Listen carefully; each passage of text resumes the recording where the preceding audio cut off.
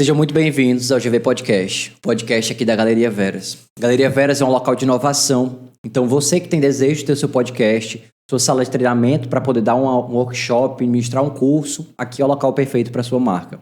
Aqui também temos salas de aluguéis, para você profissional que deseja ter um espaço para você, um espaço que vai te trazer algo além na sua carreira, algo a mais e um diferencial muito além do que você entrega, mas uma boa localização e um ambiente perfeito para isso. Por isso a Galeria Veras é o local perfeito para a sua marca. Hoje no podcast nós trouxemos um artista visual aqui da cidade de Parnaíba, que é o Fenelon. O Fenelon, ele é primo da Simone e eu queria que ele fosse meu primo também, porque as obras que ele produz incrível. Eu estava conversando com ele aqui antes do episódio começar e as obras dele, elas tocam a gente de um jeito que a gente não consegue às vezes nem entender, né? Mas vamos deixar esse papo mais pro meio do podcast, né? Eu queria apresentar para vocês Fenelon Neto. Fenelon, e aí, como é que tá essa aparição aqui? É a primeira vez que você tá gravando um programa desse tipo, né? É a primeira vez que estou gravando um programa desse tipo, mas apesar do nervosismo, eu estou feliz com o convite e já queria aproveitar a oportunidade para agradecer.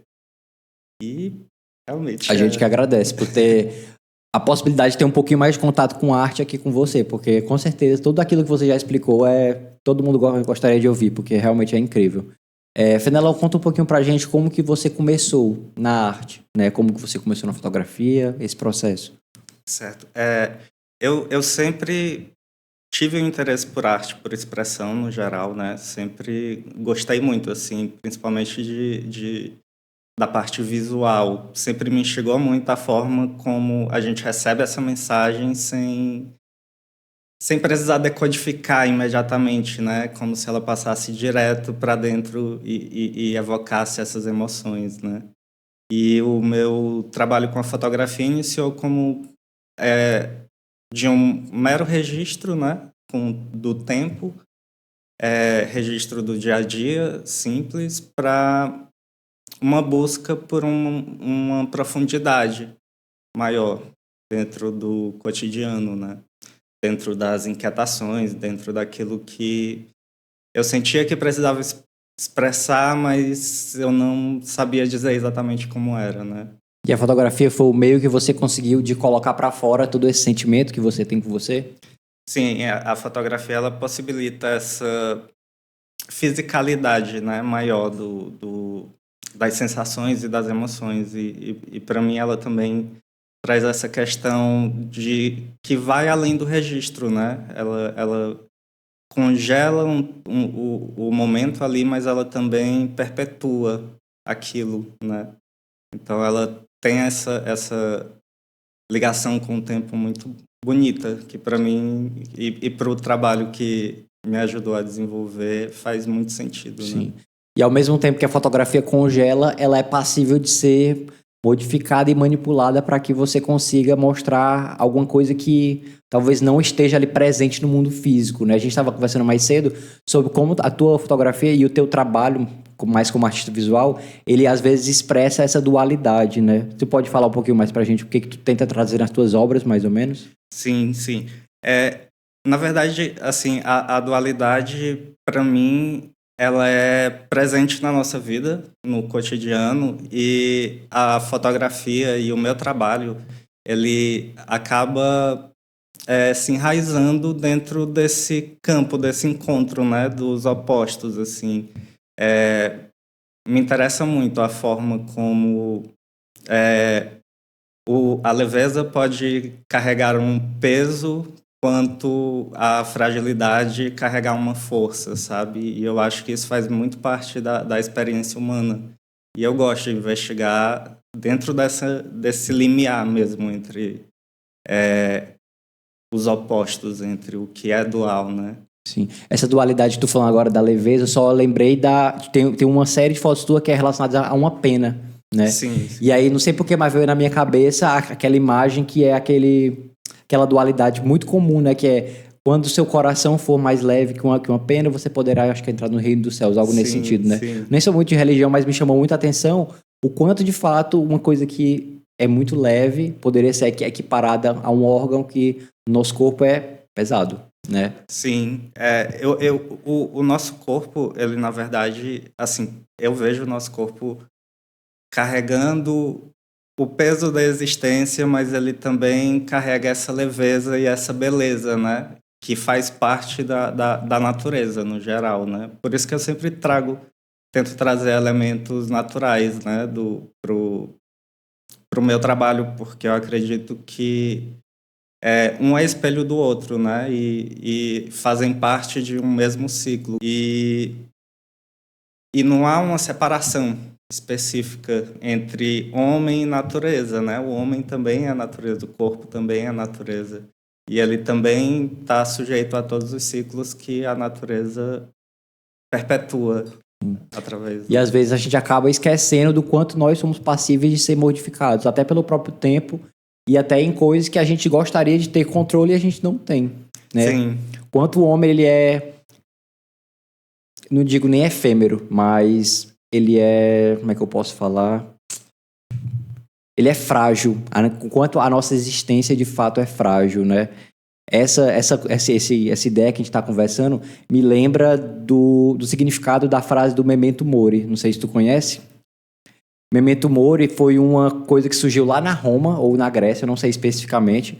Mas a ideia do Memento Mori é você lembrar que você vai morrer. Lembrar que nós somos, que depois que a gente morrer, a gente não vai ser nada. Sim. Né? E aí, como que começou o Memento Mori?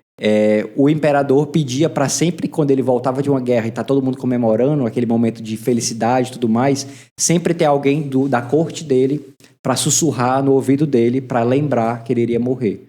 Então a frase original é Respite postete eminente este momento, memento mori, que é lembre-se que você é perene, que você é um homem, que você vai morrer. Algo nesse sentido. E isso, acho que a tua fotografia e a tua arte transmite muito também. Sim, eu sempre penso essa questão da efemeridade, né?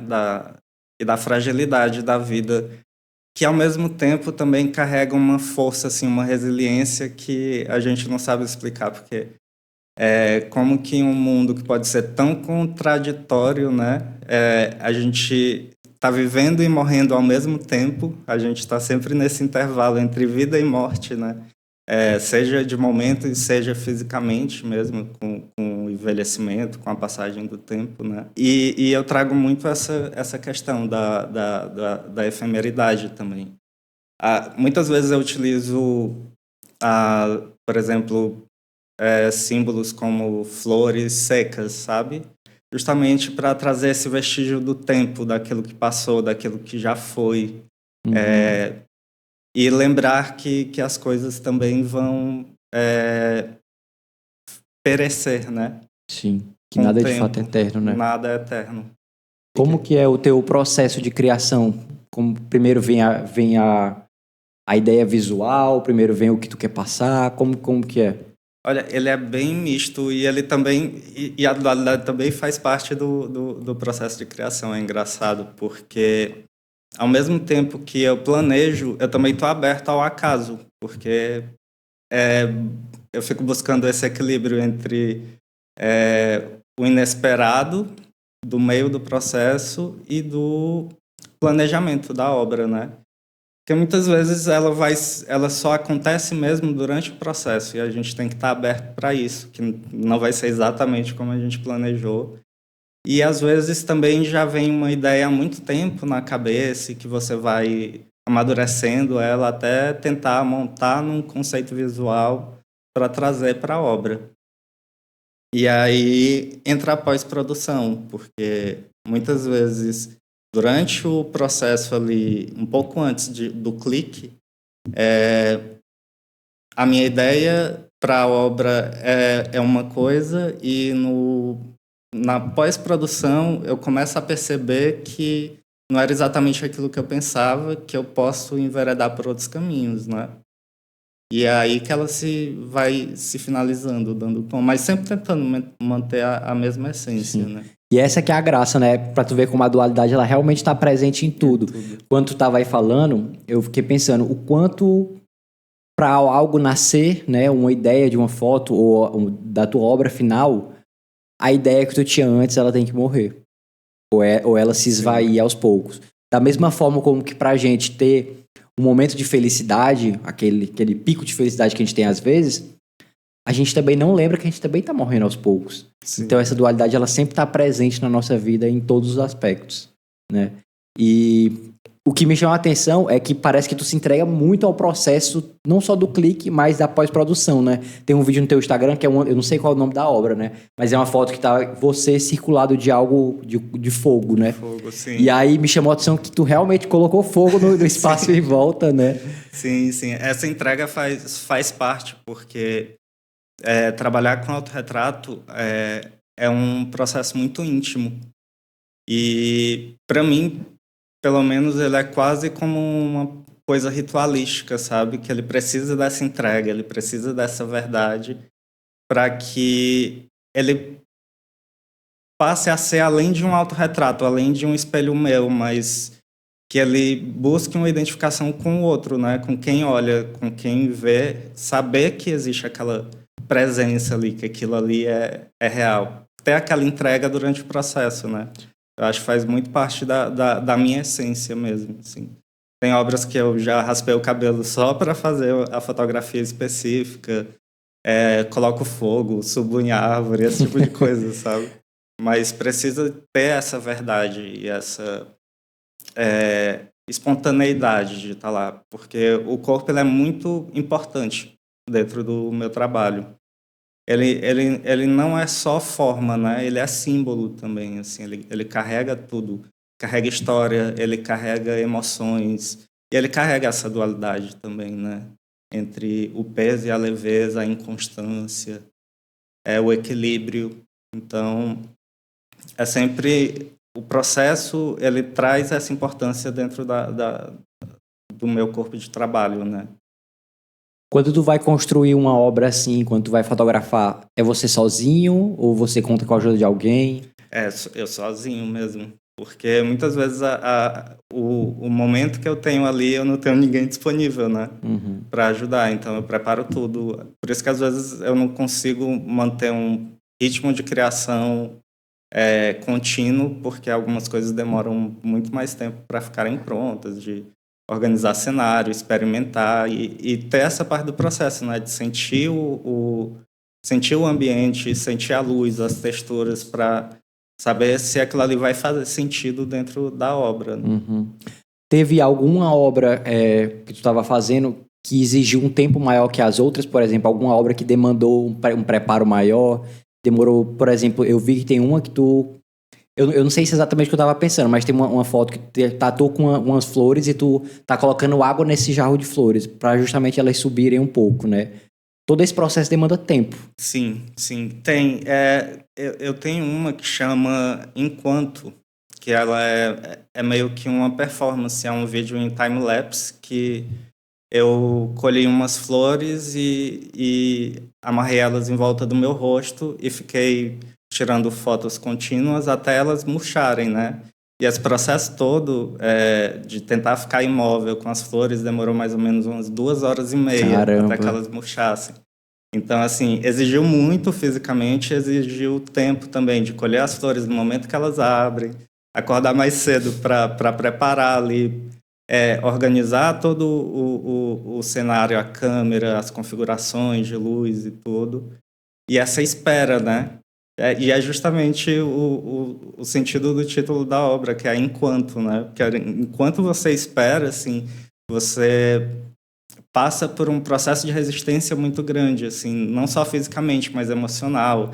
Se manter imóvel, porque você tem um propósito de expressar, né?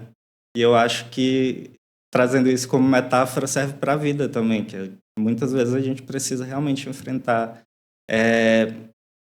como que fala, tribulações, enfrentar desafios maiores do que o que a gente espera, Sim. né? E o quanto essas tuas obras, elas de fato retratam o cotidiano. E o quanto elas estão conectadas com o que faz sentido para ti. Isso é uma das coisas que mais chama a atenção, né? Eu acho que a gente preparou esse podcast, né, preparado de uma forma diferente, né? A gente até pediu para o Fernando trazer o notebook para que ele mostrasse um pouco das obras para a gente. E eu acho que a gente pode ficar aqui conversando sobre o que leva o processo, muito tempo, mas eu acho que vocês não vão conseguir ter a percepção de como é o trabalho do Fernando Alonso se a gente não começar a mostrar isso já pelo menos a gente mostrar um pouco e depois continuar. Então, vamos já começar mostrando um pouquinho das obras, alguma específica que te chama a atenção? Eu acho Se tu quiser até mostrar essa das flores que tu falou também. O vídeo, né? É. Eu preciso só achar ele aqui. Deixa eu ver se consigo colocar em tela cheia.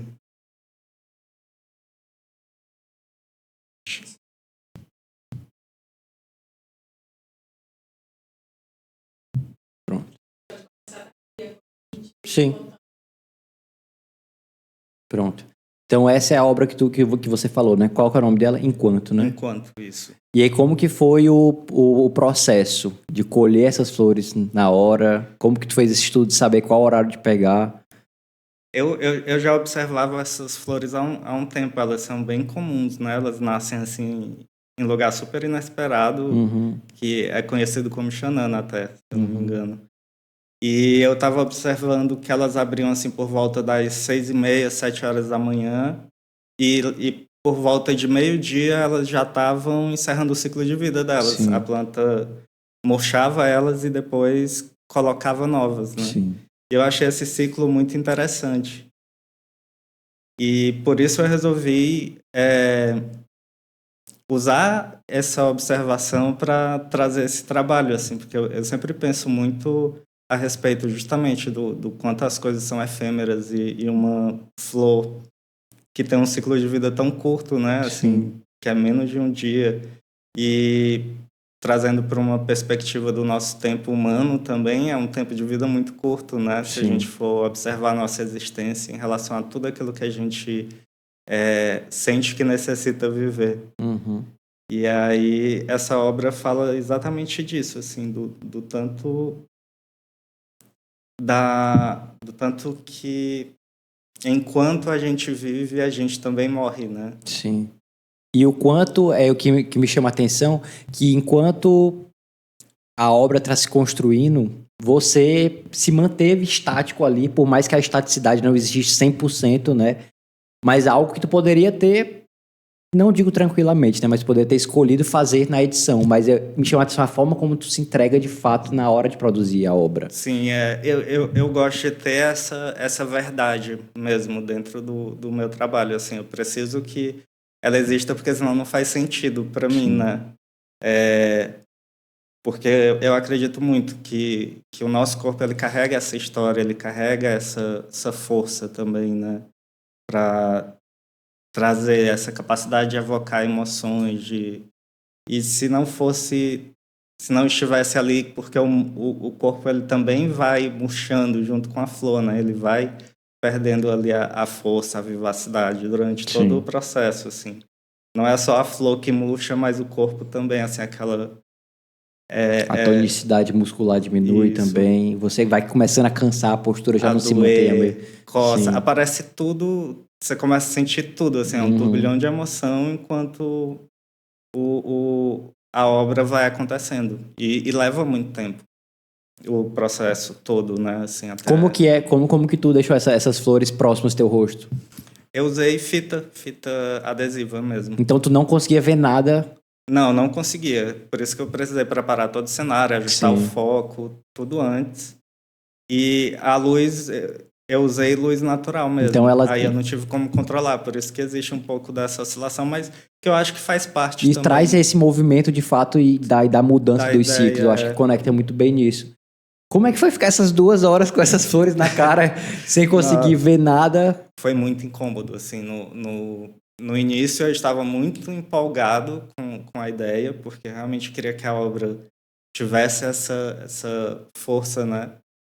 Mas, no geral, ela foi muito incômodo e me fez repensar muitas coisas. Depois ficou se arrependendo. Assim, rapaz, devia ter feito uma edição mesmo, seria mais fácil. Mais ou menos, seria mais fácil. Só que esse desafio, ele também faz parte. Eu acho que isso tudo fica aqui registrado de alguma forma, né? Isso te constrói enquanto artista. E isso traz um peso para a obra diferente de que só uma manipulação de imagem. Sim. Isso que traz até a graça de ter feito aquilo ali, né? De saber como foi o processo.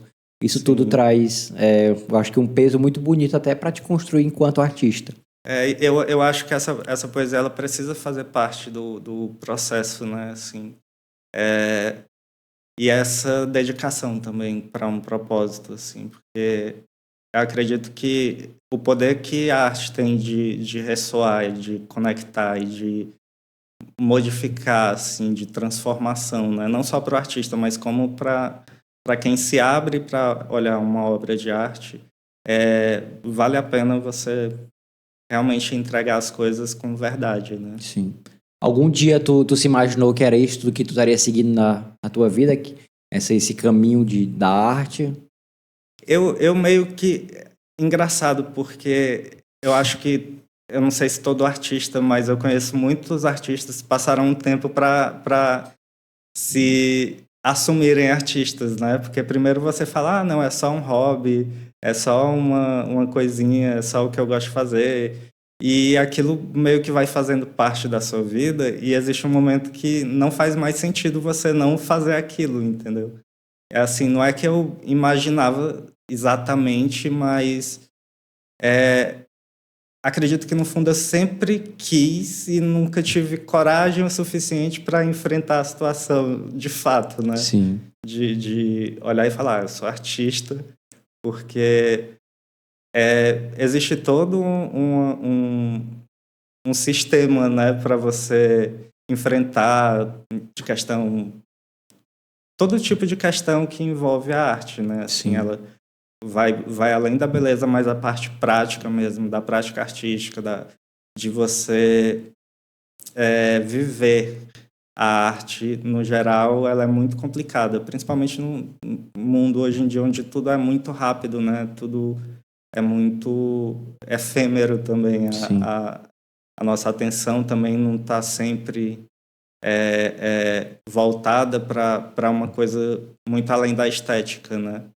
E a arte, ela traz uma profundidade, então eu acho que você também assumir artista é você também assumir esses desafios de ser artista, né? Sim. E aí é bacana essa parte que você está falando de você se apoderar da ideia de você ser artista, né? Um outro podcast que a gente também fez com um artista visual, que foi o Pé de Feijão, ele falou que na vida dele teve um momento que ele foi decisivo, onde ele sempre tinha vergonha de falar, mais ou menos assim, e ele ia numa consulta médica e ele ia colocar lá, profissão. Sim. Aí ele não sabia se colocava artista ou não, e aí ele colocou artista, né? Aí foi até que o médico tirou uma ondazinha com ele.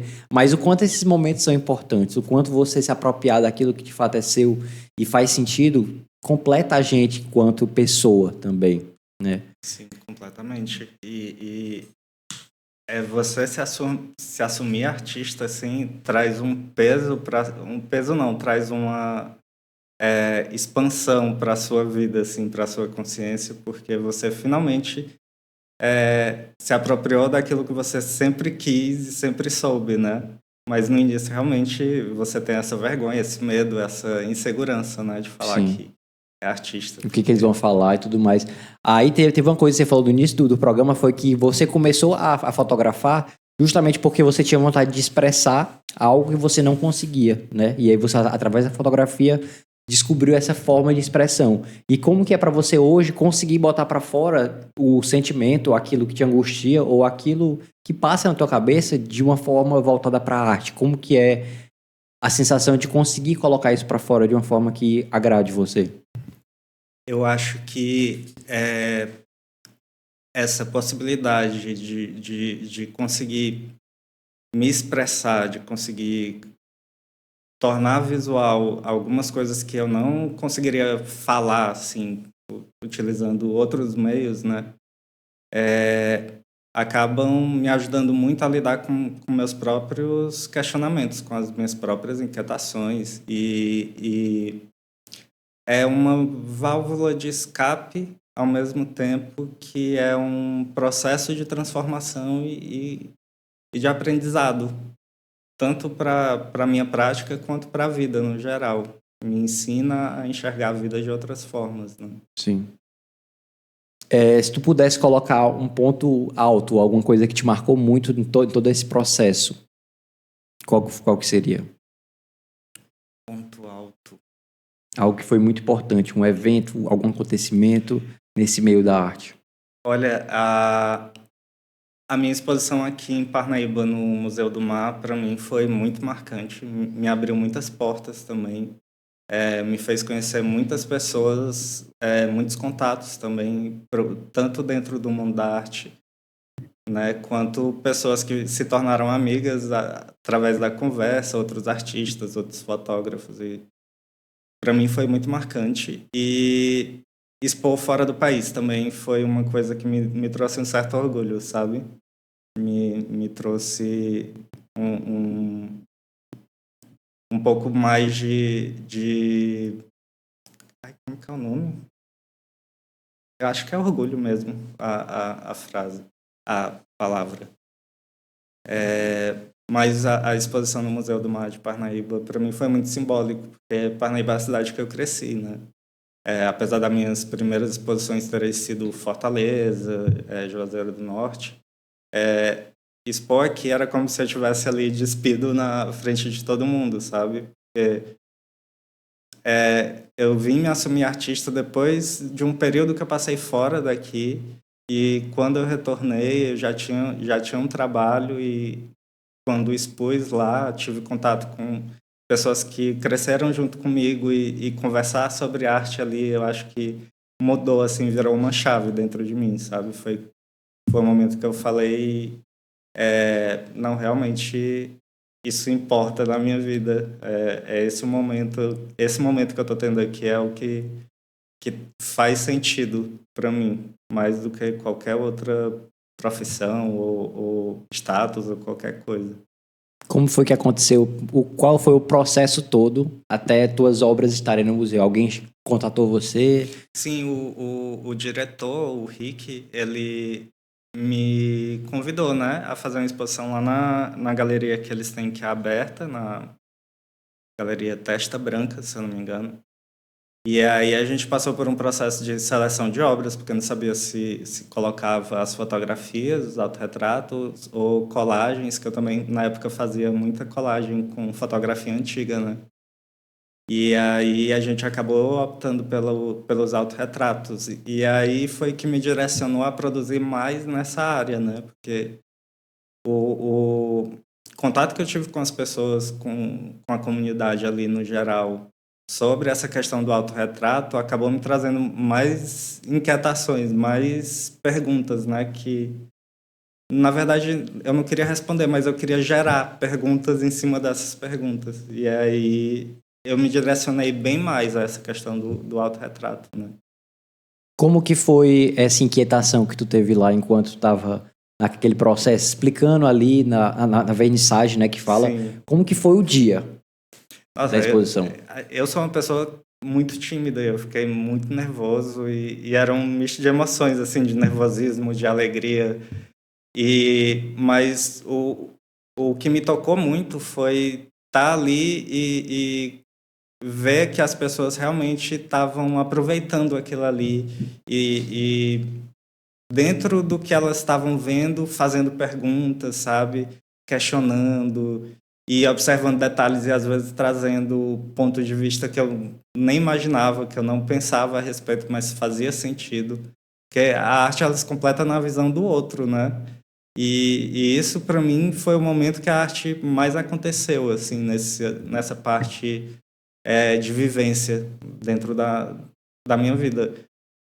Foi nesse momento de vernissagem, de conversar com as pessoas, de trocar ideias, trocar experiências, né? E quando faz isso na própria cidade, tem um peso diferente. Tem sim, você realmente é como se você estivesse abrindo uma das suas partes mais íntimas para as pessoas que você só conhecia de vista, e ali você vai criando uma aproximação, uma conexão, né?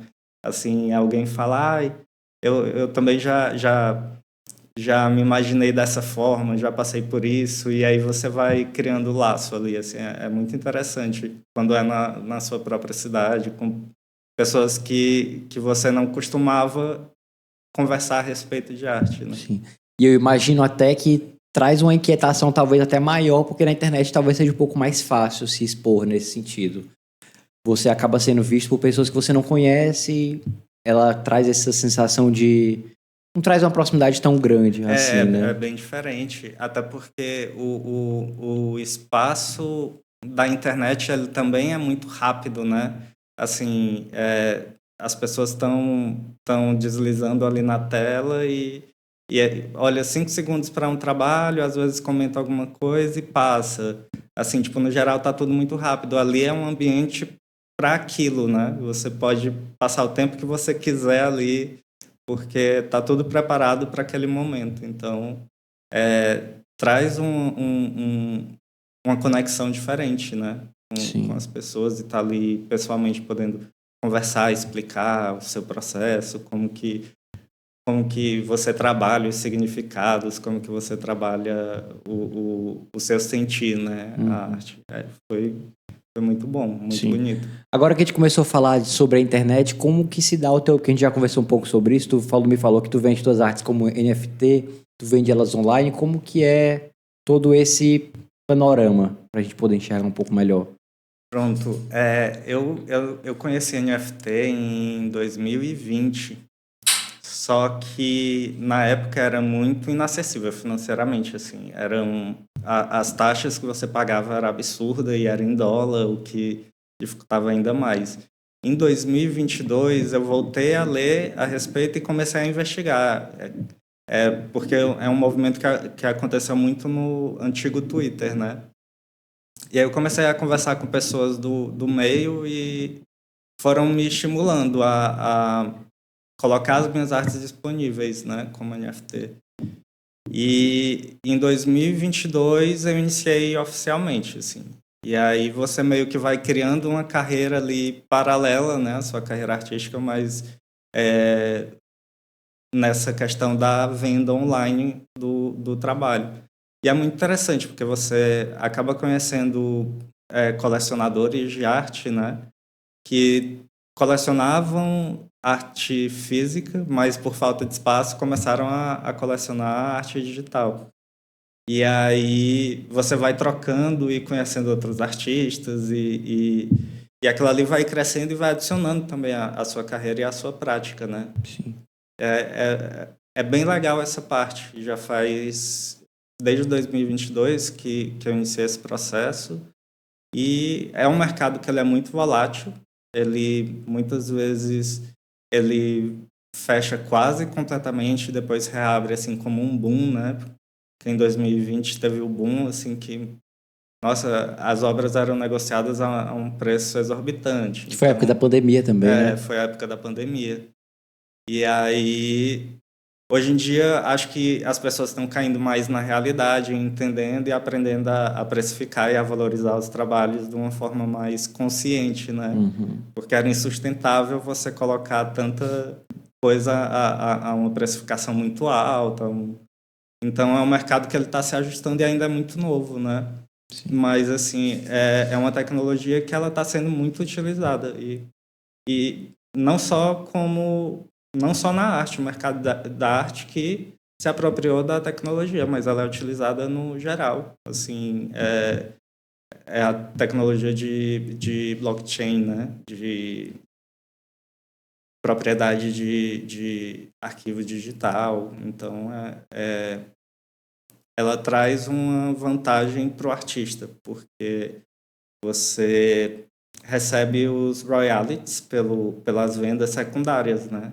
Que é diferente da arte física, que você vende ali e quem comprou pode renegociar depois, mas, tipo, você não ganha nada ali, mais, né? E o NFT, ele possibilita você receber em cima das futuras transações. Também é uma forma de monetizar e uma renda extra para quem é artista, né? Não dá para você viver disso, mas é uma forma de você estar sempre vendendo, de você estar sempre criando, de você estar sempre expandindo sua carreira, né? Profissionalmente. Sim. Também. Você estava falando dos NFTs e como esse boom trouxe uma precificação quase que exorbitante no início, né? Tem alguma obra, não sua, mas tipo assim, uma obra que tu viu num valor que tu não acreditou, assim, de alguém vendendo? Qual que era esse valor? Aquele artista Beeple, ele vendeu um vídeo de 5 segundos por $69 milhões. Caramba! Então é um preço assim bizarro. A gente não consegue nem imaginar. Não consegue. E no início, nesse boom, assim, muitas obras acabavam sendo vendidas nessa faixa, né? Assim, acima dos milhões. Então foi uma coisa, eu acredito que muito para chamar a atenção para esse mercado novo, né? Que estava se iniciando, mas que era insustentável mesmo. Com certeza. Segrega muito a arte, né? E quem de fato poderia acessar ela. Mas o que é uma obra quando alguém compra em NFT? Se eu fosse no site que você vende e comprasse uma obra em NFT, o que eu receberia? Como é que é? Porque eu realmente não conheço. Essa tecnologia de blockchain, ela lhe permite ter a propriedade sobre um asset digital. E o NFT, ele é uma moeda que ele tem um valor único. Ele é diferente de Bitcoin, de Ethereum, né? Ele não pode ser fundido com outras moedas. Então, o NFT, para a arte, ele lhe dá propriedade sobre aquela arte digital. Então, você compra, você tem ela, é uma forma de você atestar a sua propriedade sobre ela, e você pode negociar, né, caso você queira. Mas, inicialmente, ela é voltada para essa questão da propriedade mesmo. Como se fosse um bem, de fato, É né? um bem, de fato. Assim, é algo que você pode, inclusive, declarar no seu imposto, esse tipo de coisa, né? Sim. Então, só que para arquivos digitais, assim. Que, por exemplo, o artista digital, ele precisava antigamente imprimir, emoldurar, fazer todo um processo para ter uma venda de arte, né? Seria a venda da print, né? Como é conhecido. E a NFT ele possibilita a propriedade sobre tudo, sobre memes, sobre vídeo, sobre qualquer asset digital, né? Então, assim, pro colecionador é uma forma de agregar valor à coleção, porque dependendo do artista que ele tiver e da carreira que o artista for seguir, aquilo ali pode valorizar, né? Por conta de demanda de mercado, esse tipo de coisa. Quanto para o artista é interessante a questão dos royalties que você recebe, né? Que com o tempo pode se tornar um pouco mais sustentável a vida do artista. Ele não vai precisar correr tanto atrás de tudo, né? Como foi o sentimento ao vender a primeira obra em NFT? Aí eu fiquei muito feliz e foi muito surpreso, porque quando eu entrei, você precisa criar uma carteira digital e a minha carteira ela foi hackeada. Nossa. E eu fiquei mega triste, né? Assim, aí eu falei, não vou desistir. Aí coloquei de novo quase um salário para botar a minha obra disponível, né? Mas assim que eu botei, eu vendi. Assim, vendi por um preço muito bom. Então eu fiquei super contente. Assim, tanto a colecionadora que teve a obra, assim, ela se conectou muito e a gente ficou muito amigo, né? Até hoje a gente se fala diariamente, assim, quanto eu senti como se a minha carreira tivesse crescido um pouco mais, sabe? Assim, eu me senti mais artista nesse sentido da parte profissional, né? Além da parte prática, assim, mas no sentido de monetizar, né? Porque você precisa monetizar, é um tempo que você dedica, é um trabalho, é um estudo, é tudo que você dedica para criar ali uma obra, né? E de alguma forma você quer gerar alguma monetização com aquilo, né? Sim, até para deixar aquilo mais prazeroso, porque a gente também não pode romantizar o ponto de falar assim, a arte é legal, a arte é muito amor, bom. Né? A gente faz por amor, mas também não pode ser só por amor, né? Não pode ser só por amor. Sim, e é muito bacana ver como a arte consegue chegar em proporções que antes talvez seria mais difícil. Sim, hoje em dia acaba facilitando um pouco mais esse lado, né, digital, porque ele vai além dessa barreira geográfica, né? Assim, de você poder acessar pessoas de outros lugares, de lugares mais distantes que fora das redes sociais você não teria muito como. Você nem saberia quem são, né? Muitas vezes. Então, a vantagem é essa. Apesar de existir uma saturação de mercado, de conteúdo, de tudo, você tem essa possibilidade de acessar mais pessoas, acessar as pessoas mais facilmente e de ser acessado também mais facilmente. Né? Sim. Tem alguma obra que te marcou em algum quesito muito importante quando tu foi produzir ela? Alguma obra que seja... Porque a gente sabe que todo mundo tem uma favoritinha no coração em algum momento, né? Sim. É meio difícil falar qual em específico, porque, assim, todas elas vêm de uma entrega muito grande. Sim. Eu não, assim, para produzir elas, talvez, geralmente as que exigem mais de um espaço físico, de um planejamento, talvez elas tragam essa parte de você ter um prazer em concluir, né? Uhum. Mas tem também aquelas que o significado simbólico dela faz parte da sua história, né? Da sua Sim. intimidade. Tem uma que meio que junta as duas, que eu acho que ela não tem uma tradução própria. É porque quando eu criei, eu tinha pensado nessa coisa de NFT, eu acabei criando o título em inglês, mas é como se fosse algo abrupto, né? Uhum. Como que é o título dela em inglês? Abruption. Abruption. E aí ela me exigiu pelo menos uns 4 dias de preparação para lavar uma areia, desinfetar, porque ela ia ter contato com o meu corpo, ia ter contato com todo o lugar, né? Como que foi o processo de criação dessa obra?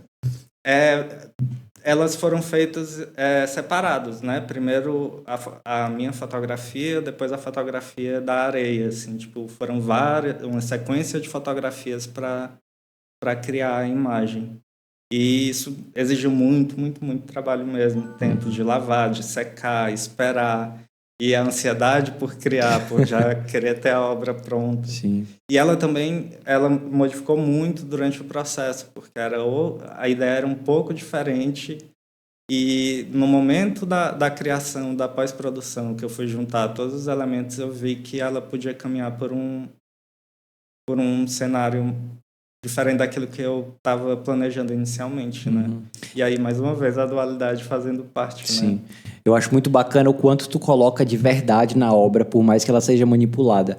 Porque é incrível o quanto detalhe tem nas tuas obras. E esse detalhe só existe ali porque ele estava ali em certo ponto, né? Se tu puder dar um pouco de zoom aí para as pessoas verem, tudo isso que está na foto, em algum nível, estava lá, né? Então você consegue perceber a dimensão de textura na pedra, na areia, e o quanto isso traz um peso diferente para a foto. Talvez aquela ampulheta que está ali, talvez seja a única coisa que não tivesse na realidade, né?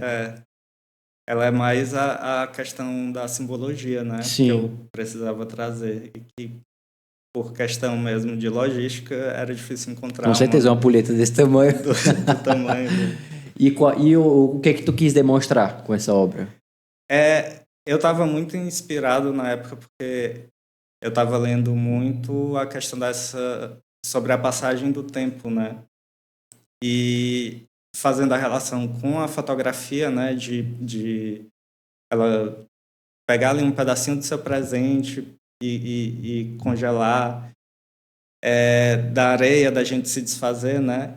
Eu acabei pensando muito nessa questão de passado, presente e futuro, porque é como se o presente ele fosse sempre essa interseção, né? Sempre um espaço muito pequeno entre o que já foi e o que vai ser.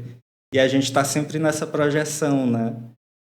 Sempre nesse processo. E eu li uma frase que eu não lembro exatamente o autor, mas eu acredito que tenha sido o Bourdieu, que falou que o presente ele é um campo de reconstrução e ruínas.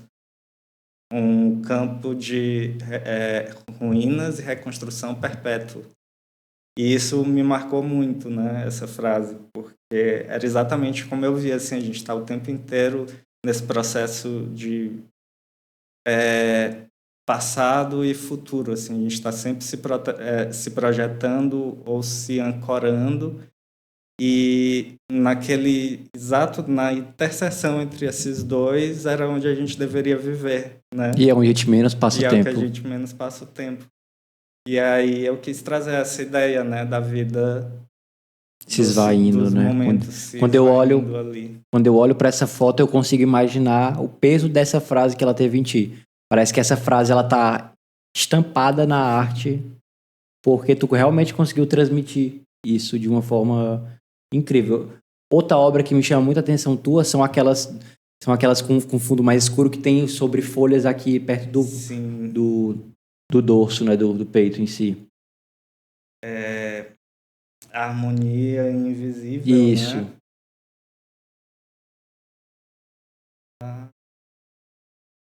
Mas a minha favorita de todas eu tenho uma, talvez tu não tenha, mas eu tenho. A do vaso me pegou muito quando eu vi. A do vaso. Essa não, né? Não, o nome da obra mesmo, que é O Vaso. Ah, sim. O The Eu acho Vase. que eu até trouxe ela pra cá. Essa. Isso. Essa obra pra mim é incrível. A história por trás dela eu não consigo imaginar, mas a riqueza de detalhes desse besouro, as folhas e como tu colocou elas como uma sustentação do seu próprio Sim, corpo. sim.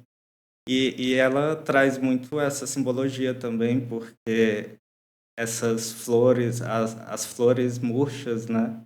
Elas trazem muito esse vestígio daquilo que está passando, daquilo da, da beleza efêmera, né? Da beleza que se esvai, assim, do vestígio do tempo. Sempre tem um traço desse, né?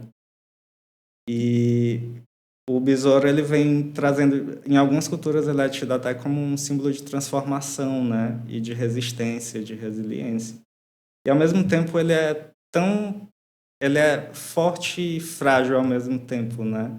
Assim, dependendo do ponto de vista, o nosso dedo consegue esmagar um. Sim, mas o quanto ele carrega Mas, várias vezes o próprio peso e o quanto, quando exatamente. você olha pro besouro, ele é um símbolo de robustez, né? Ele Sim, é um animal que não digo compactado, mas você vê como se fosse uma armadura nele, sim. né? E como que foi o processo dessa? Eu fico muito curioso, porque eu percebo que tem umas flores que estão mais murchas, outras que estão um pouco mais vivas. Sim, o besouro eu coloquei como uma manipulação digital mesmo, porque eu Uhum. precisava trazer esse símbolo e essa referência, né, dessa simbiose, assim, meio humano, meio besouro, só que fazendo essa referência com as rosas e as flores, né, murchas, trazendo esse processo de transformação. E aí elas foram fotografadas mais ou menos na mesma luz, cada florzinha, para na hora de colocar numa imagem só, ela parecer mais harmônica, né? Sim. Então tu fotografou cada flor individualmente. Individualmente, para trazer a luz, né? Para trazer essa harmonia entre a E isso luz traz uma riqueza de detalhes. Dá um zoom aí só nas flores para todo mundo ver o quanto que, por mais que hoje em dia IA e tecnologia existam, eu acho que nada substituiria essa manipulação real, digamos assim, né? Essa existência de fato da obra. E a tua edição é algo incrível. obrigado. Entre aquilo que não existe de fato, porque não dá pra gente sentar em algo de flores, mas o quanto tu pegou da realidade para transformar naquilo. Como foi esse teu processo de conseguir aprender a editar nesse nível? Olha, e não foi tão difícil, porque no YouTube você encontra muitos tutoriais, As né? pessoas vão te odiar agora, tu Você falando vê, isso. você vê muita gente assim que eu chamo de caridosa, né? Que compartilha os conhecimentos e faz tudo de uma forma tão traz bem mastigadinho para você aprender e Sim. você vai seguindo o processo e dá certo, assim. E aí, com o tempo, você vai aprendendo sua própria forma de trabalhar, né? Porque Uhum. existem milhões de formas de você chegar no mesmo resultado. Sim. E aí, é basicamente YouTube. Porque, assim, tipo, eu sou autodidata, né? Eu nunca fiz curso, nunca... Foi basicamente assistindo Não tutorial é pra todo mundo. e Não é pra pesquisando. todo mundo, realmente. Traz mais uma hora pra gente debater um pouco sobre. Alguma que tu queira, qualquer uma.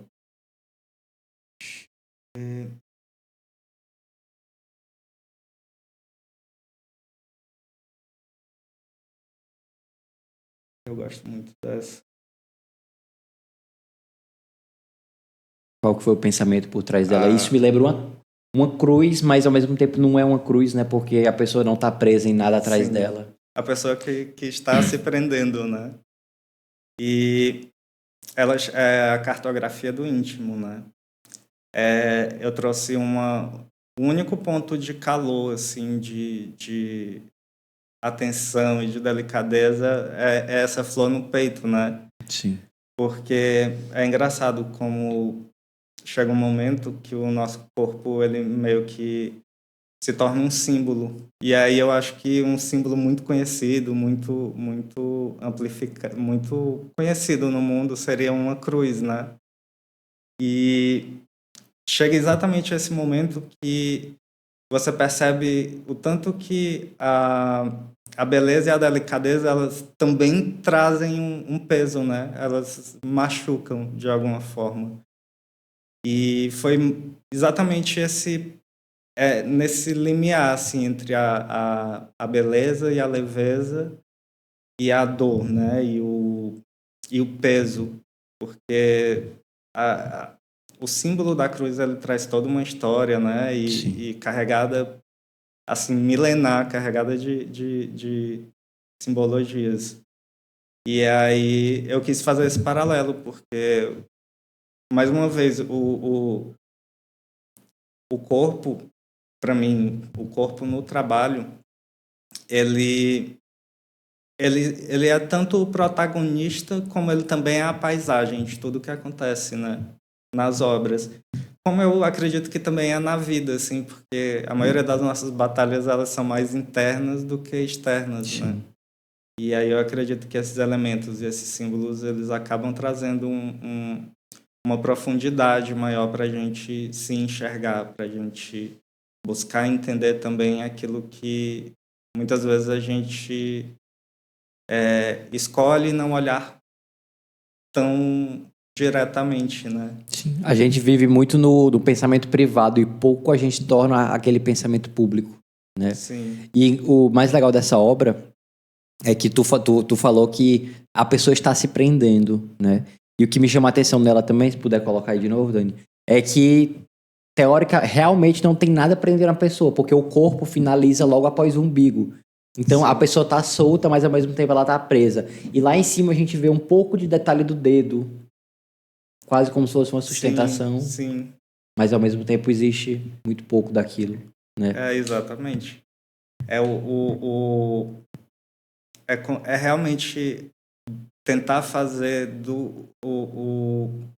tentar trazer a simbologia justamente disso, né? Das nossas escolhas, do tanto que a gente está preso, escolhe estar preso a uma visão, a uma metáfora, ao que quer que seja, que a gente muitas vezes não observa, né? Assim, mas eu acho que não dá para falar isso assim, porque é mais, talvez para quem tem um pensamento mais cristão seja muito complicado, né? Sim. Mas ela traz toda essa história da crucificação, de todo esse peso de você ser estigmatizado, né? De você trazer toda essa parte social, histórica Sim. e como que fala? E de sofrimento mesmo, né? Sim. Que são escolhas que nós fazemos as nossas cruzes, né? Sim. E até eu acho que muito longe de religião. Querendo ou não, a história de Jesus ela é muito mais histórica do que religiosa, por mais que ela também esteja atrelada com isso, né? Foi uma pessoa que morreu, todo mundo achando que ele era um bandido, e aí depois se conheceu tudo que é. Então, aquela obra também que você tá com a cabeça na pia, acho muito legal ela. E eu vi um vídeo que eu acho que tem no teu Instagram sobre um pouco do processo de criação dela, né? Sim, eu acho que eu postei até como um stories, que ela trata muito dessa questão do seu afogamento, né? Assim, lidar com a depressão no dia a dia, assim. Então, eu quis trazer esses elementos do dia a dia, assim, você, sei lá, acordar para escovar os dentes, aí você se olha no espelho, você lava o rosto, você essa coisa do cotidiano, o quanto que isso vai te afogando E quando o você quanto, tem que lidar com algo muito mais profundo, né? sim, e o quanto isso faz parte de você também, Sim, né? Porque a cabeça tá dentro da água, ela tá como se fosse fazendo parte daquilo de fato mesmo, né? eu sempre me interesso muito por essa coisa por essa poesia meio que traz um desconforto, sabe? Eu acho que no desconforto a gente consegue se questionar um pouco mais a Sim, respeito de como a gente está lidando com as coisas e do quanto que muitas vezes coisas simples do cotidiano vão afogando, né? Vão sugando a gente. Chega um momento de entrega, assim, que aquilo ali tá ali. Você faz parte daquilo, né? sim. Como Vamos, você disse. sim, traz só mais uma pra gente conversar sobre, porque senão as pessoas não vão nem buscar no teu site. Se quiser saber mais, vai buscar no site também, mas ficaria horas aqui conversando sobre isso, porque eu viajo nesse assunto. Viajo. Acho que a gente pode finalizar com essa. Como que é o nome dessa? É a leveza do abismo, que ela também traz essa questão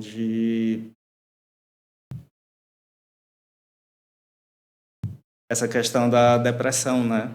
Assim, porque para quem lida com depressão diariamente sabe a dificuldade de conseguir fazer coisas rotineiras, como o mais básico de levantar, e é engraçado porque eu gosto do surrealismo porque ele meio que desafia essa lógica, né? Então, existe uma pena sustentando o corpo, assim, uma coisa que na realidade seria impossível de Sim, acontecer, mas no surrealismo é totalmente possível e faz sentido, né? E é trazendo essa dualidade, assim, da leveza realmente conseguir sustentar, sabe? Todo aquele peso. E o abismo é justamente por conta da depressão, né? Assim, eu pelo menos entendo como se fosse um abismo, assim, ou algo meio que como se não tivesse fim, sabe? Assim, algo muito profundo, que está muito enraizado. Então, eu quis trazer mesmo só os elementos e a escuridão toda em volta, né? E colocar a luz só nessa parte mais leve. sim. E a gente percebe nessa foto o quanto o corpo de fato está pesando. Eu consigo enxergar o peso desse corpo sustentado por essa pena. Eu enxergo, não parece que a pena tá segurando o corpo com uma tranquilidade. Parece que ela realmente está sendo Ela forçada, está cedendo, né? que ela Ela está está cedendo. Sim. Como que foi? Conta só um pouquinho pra gente como que foi o processo de criação dessa foto. Em que tu teve que se sustentar na realidade para poder fazer a manipulação depois? eu tive que me sustentar numa rede, porque era a Um única formato coisa, parecido, né? Caramba. era a única coisa que ela tinha espessura e também para não me machucar muito, Uhum. Eu né? consigo imaginar uma rede agora. Caramba, que legal. Eu utilizei a rede como suporte. E a pena foi, existe uma função, não sei se no Photoshop que chama preenchimento É generativo. generativo. E ele meio que cria, né, com base na inteligência artificial, Sim. os prompts que você escreve. Aí você pega Uhum. uma imagem de referência para ele criar lá. Sim. Porque, assim, você fazer o recorte minucioso de pena, de Sim. pluma, ia demorar uma vida inteira, Com né? certeza. Assim, ainda não ia ficar muito bom. Então, a gente tem tecnologia para facilitar a nossa Sim. vida e ajudar na expressão de uma ideia, né? Sim. E o quanto hoje em dia também é criado, eu já escutei de vários locais, uma ideia de que a inteligência artificial iria matar a arte, né? Mas o quanto ela pode ser uma aliada de fato. Eu acredito que sim. Eu acho que ela veio realmente para ficar. Isso não tem para onde fugir, né? E ela é um instrumento. Ela sozinha, ela não vai fazer nada, né? Porque o, o, o, o artista ele fala através de símbolos, ele fala através de sentimento, de experiência, de vivência, né? Uma máquina não consegue exatamente ter essa noção a menos que ela seja direcionada para aquilo. Sim. Eu conheço muitos artistas que trabalham exclusivamente com inteligência artificial e que têm um trabalho extremamente potente, sabe? Justamente por essa questão de conseguirem pensar a profundeza dos símbolos, a profundeza dos significados das coisas. Eu não acho que isso nem agrega e nem diminui também algum trabalho, porque é mais uma ferramenta, é mais um utensílio do que. Enfim, a fotografia também teve isso quando foi lançada, né? Assim, os Sim. pintores acharam Faz um sentido. absurdo, né? E é mais uma tecnologia que está aí Sim. para ser usada e ser aproveitada da forma que é. E nunca vai morrer de fato. Até porque até hoje em dia existem pessoas que fotografam no filme também. Sim, eu acredito que assim, é mais importante o seu resultado nesse processo para aquilo que você quer trazer. Eu não conseguiria, assim, eu imagino essa obra, eu imagino o significado dessa obra, né? De trazer essa contradição de peso, essa falta de lógica durante de uma imagem, né? De um símbolo. Mas sei lá, o utensílio que eu vou utilizar, o instrumento que eu vou utilizar para chegar até esse resultado, Sim. ele não vai ter tanta importância quanto esse resultado em E quanto específico. à ideia por trás do resultado. É diferente, por exemplo, de algumas obras em que o processo é importante para a construção da obra, mas existem obras que o resultado é mais importante que o processo, né? Porque existe um conceito, existe um pensamento, existe uma emoção que você quer transmitir ali Sim. naquele E momento. eu acho que uma linha de raciocínio muito boa para se pensar nisso é que eu e você temos acesso à mesma inteligência artificial. E não obrigatoriamente vamos criar coisas iguais. Porque por mais que a Exatamente. potência de resultado daquilo seja X, o que a gente está pedindo são coisas diferentes. Então a São. gente não vai nunca, né?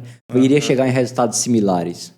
Eu acredito que seja muito difícil, até porque tudo vai fazer parte da sua vivência, da sua história, da poética que você busca dentro do seu Sim. trabalho, né? Daquilo que você quer trazer. Então, eu me defino como um artista visual porque eu utilizo de vídeo, a colagem, a qualquer utensílio, qualquer instrumento que sirva para eu trazer a ideia para a realidade, né? Tentar tentar formar visualmente aquele conceito. E assim, esse é o grande desafio. E eu acho que aí é que mora meio que a arte, sabe? Sim. Fenelon, o que você diria pro Fenelon de 5 anos atrás, que já fazia arte, né? Mas você falou que lá para os meados de 2020, por aí, foi onde teve essa virada de chave um pouco maior. O que você diria para Sim. você mesmo de 5 anos atrás? Nossa, aí você me pegou, viu? Porque eu acho que eu diria para continuar no caminho que eu estava fazendo, de não ter desistido, né? Apesar de do mundo inteiro meio que falar não, assim, por conta das dificuldades que você enfrenta, mas de não ter desistido e não ficar confortável. Não ficar confortável de jeito nenhum. Aquele desconforto vale a pena, assim, mais na frente sempre te ajuda a amadurecer, a crescer, né? Então talvez seja essa, assim, ó, continua, tá? Vai dar certo. Isso é muito bonito, essa força de continuar, de não desistir. Apesar de tudo que acontece na nossa vida, do quão difícil são as coisas às vezes, como continuar, mesmo na dificuldade, faz sentido. E às vezes a gente cria uma ideia muito estereotipada do que é o continuar. Às vezes tem pessoa que pensa que continuar é fazer o 100%. Mas às vezes o continuar é fazer aquele 0,5% naquele dia que não queria fazer nada. Eu acredito que faça o melhor que você pode com aquilo que você tem. né? Independente de ser 100 ou 1% ou 0,5%, eu acho que aquilo que você faz com verdade, por acreditar, sempre vale a pena, assim, independente da quantidade, se é perfeito, se não é perfeito, né? Pronto, perfeito. Fernando, como é que as pessoas conseguem te encontrar? Como é que elas conseguem ver o teu portfólio, comprar uma arte tua? Pronto. Eu estou na maioria das redes sociais, Instagram, Twitter, X, Warpcast, e eu tenho o meu site, o meu portfólio, que é fenelonf.myportfolio.com, e tem as minhas páginas de plataforma para quem quiser adquirir também, como NFT, que é no Object e Foundation. E futuramente eu vou fazer um drop no Super Rare. Perfeito, Super Rare é o auge, tá?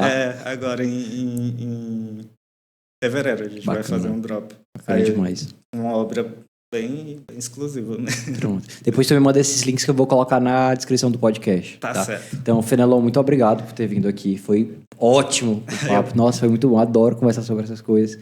Eu viajo, não sei nem quanto tempo que tá. E, enfim. Mas muito obrigado de verdade mesmo.